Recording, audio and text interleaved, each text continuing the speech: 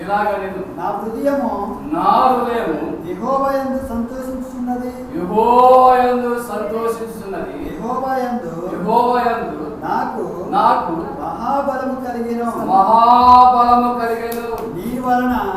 నీ వలన నీ రక్షణను బట్టి సంతోషించుచున్నానని చెప్పగా రాయబడిన మాటలు కనబడతాయి. అంటే అన్న ఒకప్పుడు చిన్నోళ్ళలోకి సంవత్సరానికి ఒకసారి ప్రియాదిగా మరి దేవుణ్ణి దర్శించుకోవడానికి వెళ్తూ ఉండేవారు.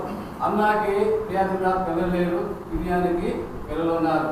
తన భర్త ఎలక్ట్రానిక్ ప్రియాదిగా మనకు తెలిసిన చరిత్ర. అయితే దేవుని మందిరంలోకి వెళ్ళింది. అంటే పిల్లలు లేని లోటు, పిల్లలు లేని నింద ఆమె తెలుసుకుని దేవుని సందులో ఎంతో గోజారి